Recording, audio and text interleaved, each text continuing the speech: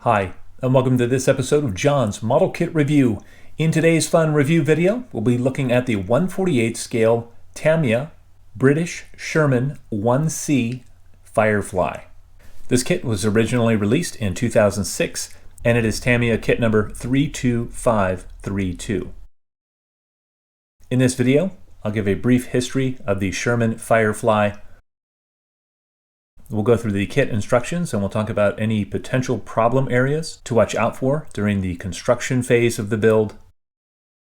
We'll also look at the marking options that are included in the kit, and we'll talk about the quality of the decals themselves.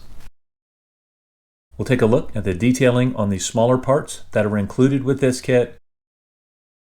We'll also take a look at the surface detailing on the exterior of the kit, and we'll talk about the fit of the major parts. If you like in-depth model kit reviews and model building technique videos, please consider becoming a member. Depending on the level of membership, members get perks like early access to new videos, bonus content, etc. Your support is very much appreciated, and it will help me to continue to make great model making content on this channel. A brief history of the Sherman Firefly. As Britain struggled to develop tanks capable of equaling the superior German Panzers, the decision was made to convert existing stocks of M4 Sherman tanks into a more powerful variant. In late August of 1943, both the British and the Americans began developing a variant of the Sherman mounting the 17-pounder anti-tank gun. This so-called Sherman Firefly featured a long-barrel 17-pounder gun that was much more effective than the original 75mm gun. It was capable of penetrating a Tiger I's frontal armor at a distance of 1,000 meters using regular ammunition.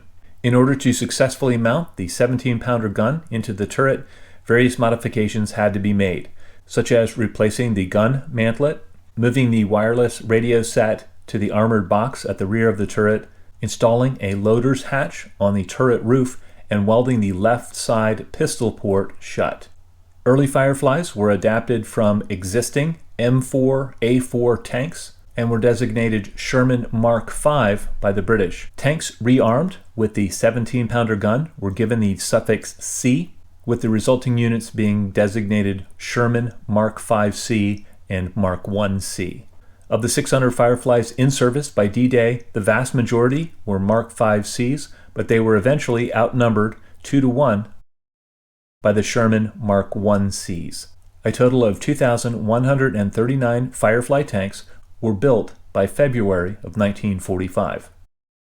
Looking at the instructions, in step 1 we're adding the plastic front and rear hull sections to the cast metal hull center section. And just a note, it recommends using super glue to attach the plastic to the cast metal parts. Looking at the detail on these parts, it looks excellent for the scale. The fit on these parts is also excellent. In step 2, we're starting to construct the drive sprocket and the suspension for the tank. Looking at the detail on these parts, it looks to be excellent. There is minimal flash on any part of this kit, and it just takes a little bit of cleanup to turn these parts out very nicely. In step 3, we're continuing with the other side drive sprocket and suspension. And by the time you complete these assemblies, you'll be very familiar with the suspension on a Sherman tank. In step 4, we're attaching the drive sprockets and the suspension to the lower hull. Again, you'll need to use super glue attaching the plastic parts to the metal hull. In step 5, we're building the tracks for the kit. I really like the way Tamiya engineered these tracks. I've built several of their armor kits in the past with similar tracks, and if you take your time here, these should turn out very nicely with a minimum of fuss. In step 6, we're starting to add detail bits to the upper hull. Some of the smaller parts are already molded into the upper hull. The detail here is adequate for the scale, although the light covers, and those are parts A23, seem to be a little bit heavy-handed and you may want to consider replacing these with some thin photo-etched parts. In step 7, we're continuing to add detail to the upper hull. Again, the only parts I would consider replacing here are the light guards, and that is represented by parts A22. In step 8, we are constructing the turret. I really like the engineering on the gun barrel itself. It is a solid rod, and the only real seam cleanup you'll have to do is on the muzzle brake itself. It didn't take me long at all to build up the turret assembly. These parts are very well molded and very well engineered. The completed turret assembly allows the gun to depress and elevate. In step 9, we are finishing the construction of the turret, and then we're attaching the lower hull section to the upper hull section, and we're adding the turret to the upper hull. Again, we have excellent engineering here, and the fit of these Tamiya armor kits is absolutely superb. Looking at the color and marking guides, there are 4 marking options included in this kit.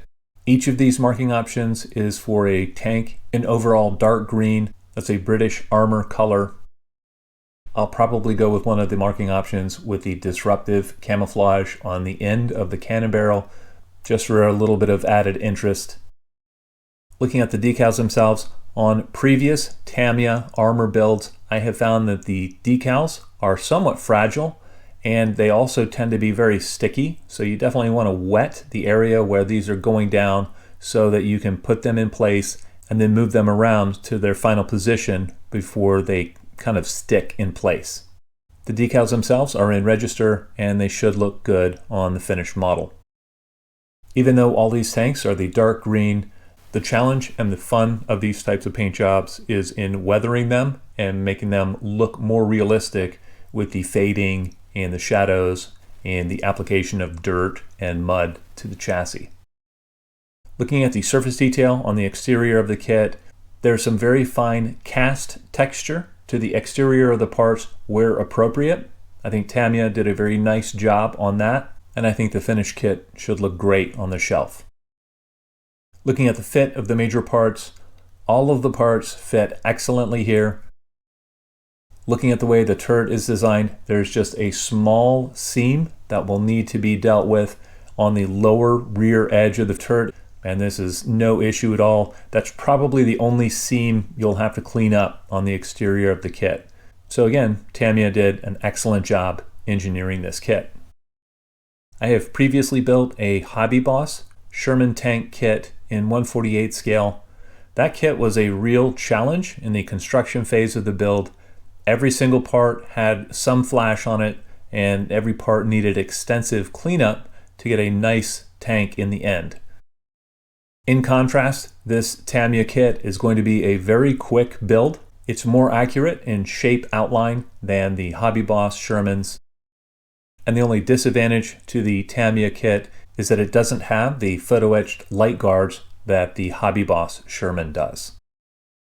Well, I'd love to know what you guys think. If there are any 1/48 scale armor fans out there, please let me know in the comment section below.